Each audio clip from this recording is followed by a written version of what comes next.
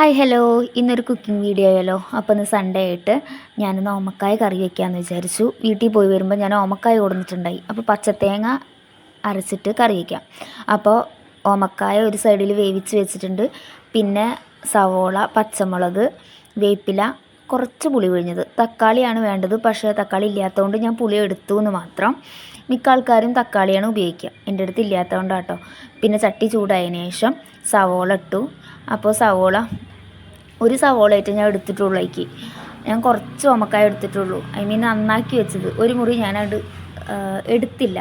അപ്പോൾ അതൊന്ന് വേവാൻ വേണ്ടിയിട്ട് ഞാൻ കുറച്ച് ഉപ്പ് ഇട്ട് കൊടുത്തു. എന്നിട്ട് അതിൻ്റെ ഒപ്പം തന്നെ ഒരു പച്ചമുളക് 4ആയിട്ട് കീറി. കുറച്ച് വലുപ്പമുള്ള പച്ചമുളകായിരുന്നു, അപ്പോൾ ഞാൻ 4ആയിട്ട് അത് കീറിയിട്ട് ഇട്ട് കൊടുത്തു. എന്നിട്ട് ലോ ഫ്ലെയിമിൽ തന്നെ കത്തിച്ച് കിട്ടാ എന്നിട്ട് ഞാൻ ഇളക്കി കൊടുത്തു. എന്നിട്ട് അതിൻ്റെ ശേഷം ഒന്ന് മൂത്ത് വന്നപ്പോൾ മുളക് പൊടി ഇട്ട് കുറച്ച് ആവശ്യത്തിന് ഇട്ടോ. പിന്നെ മഞ്ഞൾപ്പൊടി, ലേശം ഉപ്പ് അവസാനം കുറഞ്ഞു എന്ന് തോന്നുകയാണെങ്കിൽ നമുക്ക് അപ്പം ഇടാമല്ലോ, അല്ലെങ്കിൽ കൂടും. അപ്പോൾ അത് ഓരോരുത്തരുടെ ഇഷ്ടത്തിനനുസരിച്ച് നമുക്ക് ആഡ് ചെയ്യാം. അപ്പോൾ എന്നിട്ട് ഇളക്കിക്കൊണ്ടിരിക്കുക. അതിന് ശേഷം ഞാൻ ഓമക്കായ ഇട്ടു. അപ്പോൾ ഞാൻ ഒരു കയ്യിൽ ക്യാമറ വെച്ച് ചെയ്യുമ്പോൾ എനിക്ക് ബുദ്ധിമുട്ടായിരുന്നു, അതുകൊണ്ടാണ് ഞാൻ അത് ആഡ് ചെയ്യാതിരുന്നത്. അതാണ് ആ ഓമക്കായയിൽ കുറച്ച് വെള്ളം ഉണ്ടായില്ല. പിന്നെ അതിന് ശേഷം പുളി പിഴിഞ്ഞ് വെച്ചില്ലേ, കുറച്ച് പുളിവെള്ളം ഒഴിച്ചു കേട്ടോ. അപ്പോൾ ഒന്ന് വെട്ടി തിളക്കട്ടെ എന്ന് വെച്ചിട്ട് ഞാൻ വെച്ചു. പിന്നെ ഒന്ന് തിളച്ച് വന്നപ്പോൾ തേങ്ങ അരച്ച് വെച്ചിരുന്നില്ലേ, അതൊഴിച്ചു കൊടുത്തു.